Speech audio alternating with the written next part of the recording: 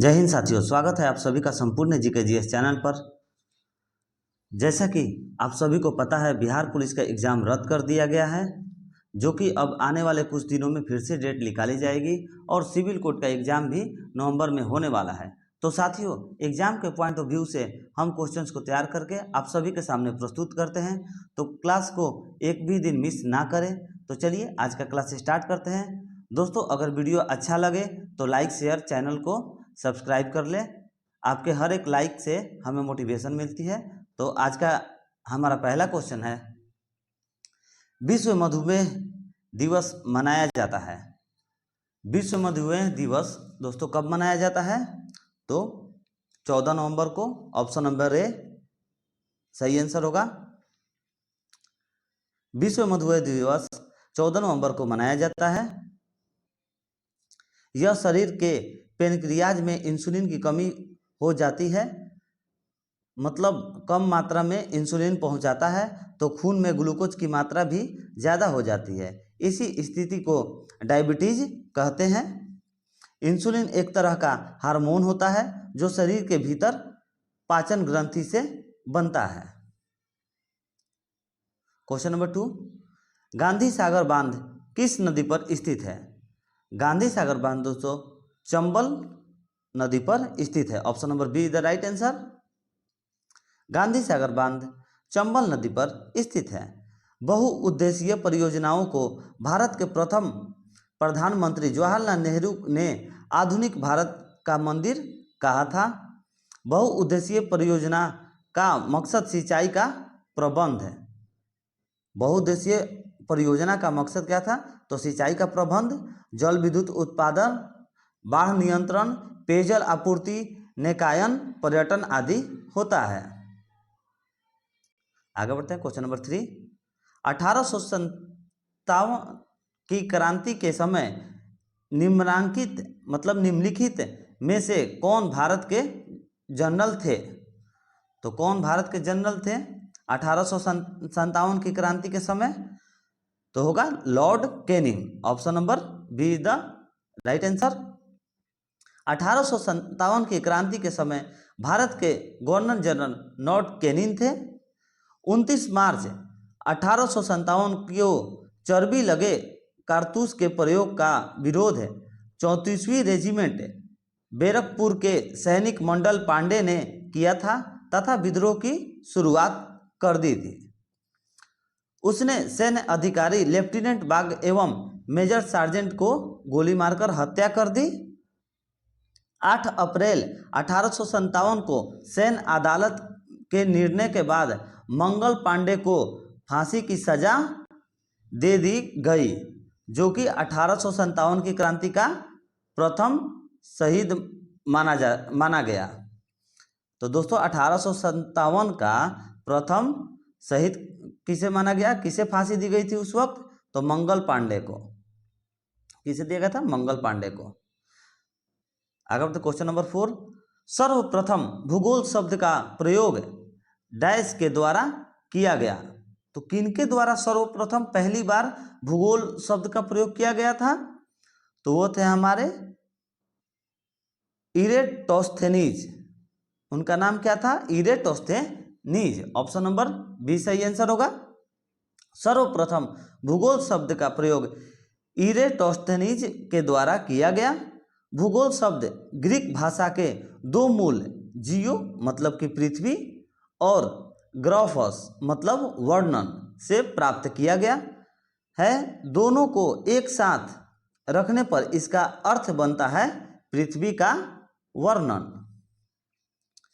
भूगोल के नामकरण एवं इस विषय को प्राथमिक स्तर पर व्यवस्थित स्वरूप प्रदान करने का श्रेय यूनान के निवासियों को जाता है।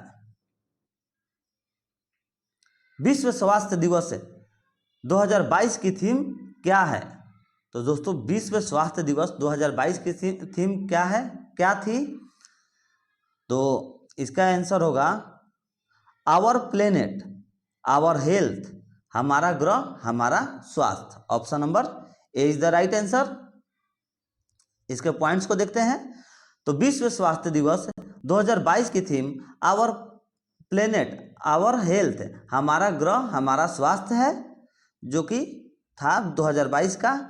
7 अप्रैल 1948 को विश्व स्वास्थ्य संगठन या वर्ल्ड हेल्थ ऑर्गेनाइजेशन, जिसे WHO शॉर्ट फॉर्म में कहा जाता है, उसकी स्थापना हुई थी। कब हुई थी दोस्तों WHO की स्थापना, वर्ल्ड हेल्थ ऑर्गेनाइजेशन की? तो 7 अप्रैल 1948 को। मानस टाइगर रिजर्व किस राज्य में स्थित है? तो मानस टाइगर रिजर्व दोस्तों असम राज्य में स्थित है। ऑप्शन नंबर डी इसका सही आंसर होगा। इसके इंपॉर्टेंट पॉइंट्स को हम पढ़ते हैं दोस्तों। मानस टाइगर रिजर्व असम राज्य में स्थित है। यह टाइगर प्रोजेक्ट 1973 के तहत स्थापित किया गया था, जिसका नेतृत्व कैलाश श्रृंखला ने किया था। कैलाश श्रृंखला को टाइगर मैन ऑफ इंडिया कहा जाता है। मानस टाइगर रिजर्व को 1985 में यूनेस्को द्वारा विश्व धरोहर स्थल घोषित किया गया था। मानस टाइगर रिजर्व को 1985 के यूनेस्को द्वारा विश्व धरोहर स्थल घोषित किया गया था। ये याद रखें दोस्तों, यह बाघ और बाघ संरक्षण के लिए प्रसिद्ध है। आगे क्वेश्चन नंबर 7 देखते हैं। सुदी रमन कप किस खेल से संबंधित है? तो दोस्तों सुदी रमन कप बैडमिंटन खेल से संबंधित है। ऑप्शन नंबर सी इसका राइट आंसर होगा।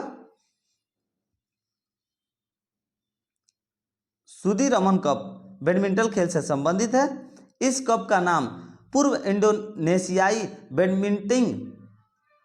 बैडमिंटन खिलाड़ी और बैडमिंटन एसोसिएशन ऑफ इंडोनेशिया के संस्थापक डिक सुदी रमन के नाम पर रखा गया है। नारंग कप, थॉम्स कप, चड्डा कप, उबेर कप, अमृत दीवान कप आदि का संबंध बैडमिंटन खेल से है। ये दोस्तों ये सब पॉइंट्स को दोस्तों जरूर पढ़ें, क्योंकि देखिए इन सब पॉइंट्स से आप लोगों को बहुत सारे क्वेश्चंस निकल करके आ जाते हैं। तो देखिए नारंग कप, थॉम्स कप, चड्डा कप, उबेर कप, अमृत दीवान कप, ये सब बैडमिंटन खेल से संबंधित है। आधुनिक बैडमिंटन का विकास संभवतः इंग्लैंड में हुआ था। बैडमिंटन का विकास कब हुआ था? तो इंग्लैंड में हुआ था। इसकी सर्वोच्च संस्था इंटरनेशनल बैडमिंटन फेडरेशन की स्थापना 1934 में की गई थी। गांधी जी ने दांडी मार्च कहां से आरंभ किया? गांधी जी ने दांडी मार्च दोस्तों साबरमती आश्रम से आरंभ किया था। गांधी जी ने अपनी 11 सूत्रीय मांगों के न माने जाने पर इरविन को एक पत्र में लिखा। क्या लिखा था? साबरमती आश्रम में आरंभ किया था और गांधी जी ने 11 सूत्रीय मांगों के न माने जाने पर इरविन को एक पत्र लिखा था, जिसमें क्या लिखा था? मैंने रोटी मांगी थी, बदले में मुझे पत्थर मिला, इंतजार की घड़ियां अब समाप्त हुई। ये गांधी जी ने उस पत्र में लिखा था। सविनय अवज्ञा आंदोलन के तहत महात्मा गांधी ने 12 मार्च 1930 को ऐतिहासिक सत्याग्रह की शुरुआत की थी। गांधी जी साबरमती आश्रम से अपने 78 अनुयायी के साथ 240 मील की लंबी पदयात्रा के बाद 5 अप्रैल 1930 को गुजरात के समुद्र तट पर स्थित दांडी गांव पहुंचे, जिसे दांडी मार्च के नाम से जाना जाता था। ये भी दोस्तों कई बार पूछा गया है ये क्वेश्चन, तो इन सब पॉइंट्स को जरूर पढ़ें। क्वेश्चन नंबर 9, गांधी जी ने 1917 में चंपारण सत्याग्रह क्यों संचालित किया? तो उन्होंने क्यों संचालित किया था 1917 में चंपारण सत्याग्रह? तो दमनकारी नील बगान व्यवस्था के खिलाफ किया था। Option number B is the right answer. Gandhi ji ने 1917 में चंपारण सत्याग्रह दमनकारी नील बगान व्यवस्था के खिलाफ संचालित किया। बिहार में चंपारण में गांधी जी ने सत्याग्रह का पहला प्रयोग 1917 में किया था। क्वेश्चन नंबर 10 को देखते हैं। निम्नलिखित में से कौन सा प्रोटोकॉल ईमेल सेवाओं के लिए उपयोग किया जाता है? तो इनमें से तो दोस्तों ये तो लगभग सभी को पता होगा, SMTP is the right answer. Option number C सही आंसर होगा। SMTP प्रोटोकॉल ईमेल सेवाओं के लिए उपयोग किया जाता है। एसएमटीपी का फुल फॉर्म क्या होगा? तो simple mail transfer protocol. Simple mail transfer protocol SMTP email के सेवाओं के लिए उपयोग किया जाता है। एसएमटीपी का उपयोग ईमेल भेजने के लिए किया जाता है, जबकि पीओपी मतलब पोस्ट ऑफिस प्रोटोकॉल का उपयोग ईमेल प्राप्त करने के लिए किया जाता है। कोलंबस ने किस बंदरगाह से अपनी महान यात्रा के लिए प्रस्थान किया? तो कोलंबस ने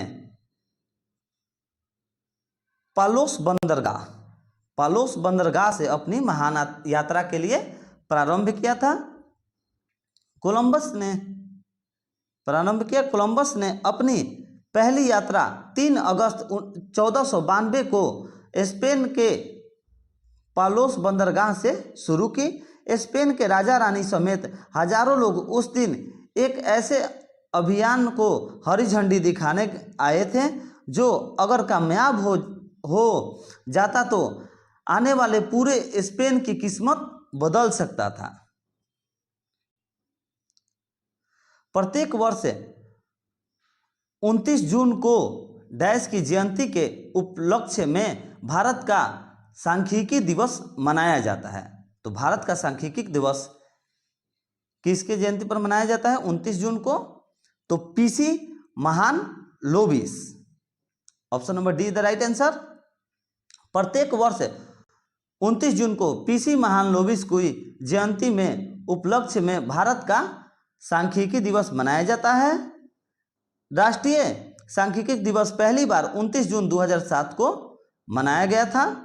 राष्ट्रीय सांख्यिकी दिवस 2023 की थीम सतत विकास लक्ष्यों की निगरानी के लिए राष्ट्रीय संकेतक ढांचे के साथ राज्य संकेतक ढांचे का संरक्षण है।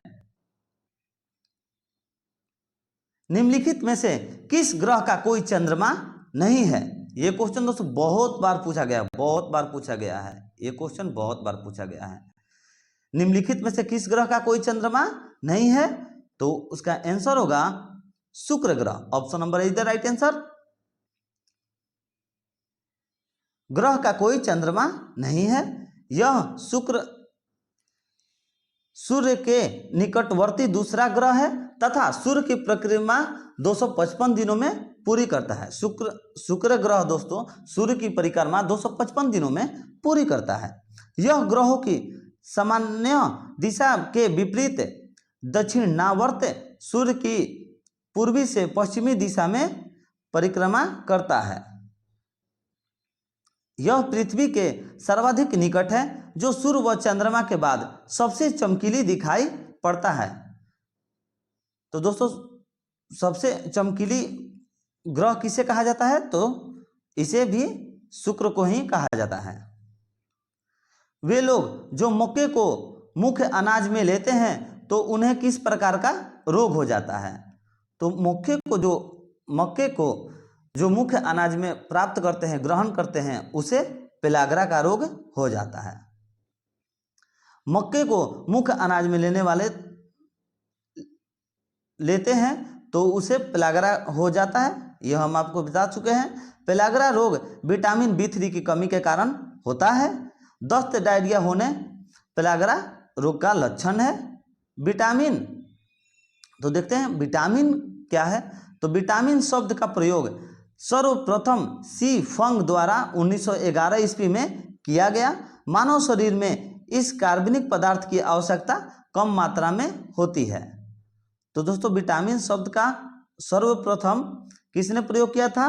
सी फंग द्वारा 1911 ईस्वी में किया गया था। निम्नलिखित में से कौन सा विश्व का सबसे बड़ा मैंग्रोव वन है? दोस्तों मैंग्रोव वन जो कि विश्व का सबसे बड़ा वन कौन सा है? तो वो होगा Sundarban reserve. Option number C the right answer. Sundarban reserve Paschim Bangal में स्थित विश्व का सबसे बड़ा मैंग्रोव वन है। मैंग्रोव वनस्पति उष्णकटिबंधीय वनस्पति है। यह मुख्य रूप से उष्णकटिबंधीय ज्वारीय, दलदलों, क्रीक तटीय, नेंगून तथा पश्चजल झीलों में मिलती है। सुंदरवन डेल्टा में सुंदरी नामक वनस्पति पाई जाती है। सुंदरवन डेल्टा में दोस्तों सुंदरी नामक वनस्पति पाई जाती है। सुंदरवन प्रदेश में रॉयल बंगाल टाइगर सबसे प्रसिद्ध जानवर पाया जाता है। क्वेश्चन नंबर 16 देखते हैं। सुप्रसिद्ध फिल्म गांधी का निर्देशक किसने किया था? तो इसका आंसर होगा Richard Attenborough. Option number C the right answer. Film Gandhi Mohandas Karamchand Gandhi के वास्तविक जीवन पर 1982 में बनी थी। इस फिल्म में गांधी जी की भूमिका बेन किंग्सले द्वारा निभाई गई थी। बेन किंग्सले ने गांधी जी की भूमिका निभाई थी इस फिल्म में ड्रेस डिजाइनिंग हेतु भानु अध्याय का ऑस्कर अवार्ड मिला था। भानु अध्याय को ऑस्कर अवार्ड मिला था, जो कि भारत के प्रथम भारतीय ऑस्कर विजेता भी थे। तो भारत के प्रथम ऑस्कर विजेता कौन थे दोस्तों? तो भानु अध्याय। स्वास्थ्य भारत मिशन के तहत खुले में शौच मुक्त जिसे ओडीएफ घोषित होने वाला प्रथम राज्य कौन सा है? ये दोस्तों ब्रैकेट में होगा, कौन सा है राज्य? तो इसका आंसर हो जाएगा option number D, Sikkim. Sikkim is the right answer. स्वच्छ भारत मिशन के तहत खुले में शौच मुक्त ओडीएफ घोषित होने वाला प्रथम राज्य सिक्किम था। सिक्किम को खुले में शौच मुक्त ओडीएफ 27 मई 2016 को घोषित किया गया था। हिमाचल प्रदेश देश द्वारा दूसरा राज्य है जिसे खुले में शौच मुक्त ओडीएफ घोषित किया गया था। भारत का पहला ओडीएफ प्लस जिला वायनाड जो केरल में है। ओडीएफ प्लस जिला कौन सा है दोस्तों? तो वायनाड है जो केरल में है। मतदान की आय 21 वर्ष से घटाकर 18 वर्ष की गई थी। तो कब की गई थी दोस्तों? नहीं, किस संशोधन में की गई थी? मतदान की आय 21 वर्ष से घटाकर 18 वर्ष की गई थी। तो 61वें संशोधन से हुई थी ये। 61वें संविधान संशोधन 1989 द्वारा मतदान के लिए निर्धारित न्यूनतम आयु को 21 वर्ष से घटाकर 18 वर्ष कर दिया गया। 28 मार्च 1989 से इसे प्रभावी किया गया था दोस्तों। भारतीय संविधान के अनु 326 के तहत 18 वर्ष या उससे अधिक आयु की व्यक्ति को मतदान करने का अधिकार प्राप्त है। निम्नलिखित में से कौन सा एक जीवाणु जनित रोग नहीं है? तो दोस्तों जो जीवाणु जनित रोग नहीं है वो है हैजा है, क्षय रोग भी है, एंथ्रेक्स है, इन्फ्लुएंजा नहीं है। तो ऑप्शन नंबर डी हमारा सही आंसर होगा। इन्फ्लुएंजा जो है दोस्तों वो कि जीवाणु जनित रोग नहीं है। इन्फ्लुएंजा या फ्लू मिक्सो वायरस के कारण होता है जो विश्व के लगभग सभी देशों में पाया जाता है।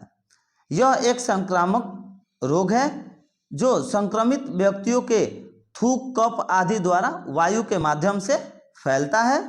खांसी, बलगम, छींक, ज्वर और सिर दर्द आदि इसके प्रमुख लक्षण हैं।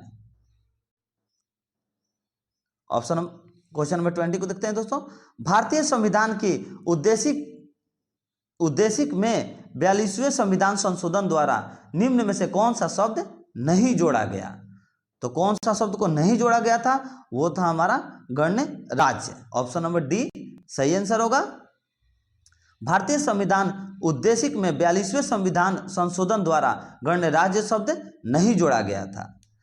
42वें संविधान संशोधन अधिनियम 1976 द्वारा प्रस्तावना में समाजवादी, पंथ निरपेक्ष और अखंडता शब्द जोड़े गए थे। 42वें संविधान संशोधन अधिनियम 1976 द्वारा प्रस्तावना में समाजवादी, पंथ निरपेक्ष और अखंडता शब्द जोड़े गए थे दोस्तों, इसे ध्यान रखें। क्वेश्चन नंबर 21, विश्व की सर्वाधिक औसत वर्षा होती है। तो विश्व की सर्वाधिक औसत वर्षा कहाँ पर होती है? तो मौसिनराम में होती है, जो कि बाद में चेंज किया गया था, पहले चेरापूंजी था। पढ़ते हैं उसके इंपॉर्टेंट पॉइंट्स को। विश्व की सर्वाधिक औसत वर्षा मौसिनराम में होती है। मौसिनराम मेघालय में स्थित खासी पहाड़ी के दक्षिण में स्थित है, जहां लगभग औसत वर्षा 1187 सेमी होती है। भारत में सबसे कम वर्षा लेह लद्दाख में होती है। सबसे कम वर्षा दोस्तों लेह लद्दाख में होती है। भारत में औसत वार्षिक वर्षा लगभग 125 सेंटीमीटर सेमी होती है। चेरापूंजी में विश्व की सर्वाधिक वर्षा होती थी। हाँ, यही हम आपको दोस्तों समझाना चाहते थे कि चेरापूंजी जो था वो विश्व में सर्वाधिक वर्षा होती थी चेरापूंजी में, किंतु हाल ही में वर्ष में चेरापूंजी के पूर्व में स्थित मौसिनराम में सर्वाधिक वर्षा अभी लिखित है, जो कि चेरापूंजी में अब पहले से ज़्यादा वर्षा होती है। इसलिए पहले चेरापूंजी ही था, मगर अब मौसिनराम कर दिया गया है, क्योंकि मौसिनराम में सर्वाधिक वर्षा होती है। तो दोस्तों उम्मीद करता हूँ आपको ये वीडियो पसंद आया होगा और आपको वीडियो अच्छा लगा हो, आपके लिए हेल्पफुल हो, तो प्लीज़ वीडियो को लाइक शेयर करना, साथ ही चैनल को सब्सक्राइब कर लें, सब्सक्राइब करके बेल आइकन दबा लें। और दोस्तों आज से हम एसएससी का भी क्लास स्टार्ट कर रहे हैं। एसएससी का क्लास आप लोगों को शाम में अपलोड कर दी जाएगी। डेली शाम में एसएससी का क्लास अपलोड कर दिया जाएगा और सुबह में आपको बिहार पुलिस के लिए और सिविल कोर्ट के लिए वीडियो अपलोड कर दिया जाएगा। तो जो भी बच्चे Bihar SSC MTS, SSC CHSL, SSC havaldar, जो भी बच्चों उनका तैयारी करना चाहते हैं, वो शाम में वीडियो उनका अपलोड कर दिया जाएगा। वो उस वीडियो को बहुत ही ज़रूर देखें। बहुत ही इंपॉर्टेंट वीडियो आप लोगों के लिए छांट करके क्वेश्चंस को तैयार करके आप लोगों के लिए अपलोड किया जाता है। तो चलिए मिलते हैं नेक्स्ट वीडियो में। जय हिंद।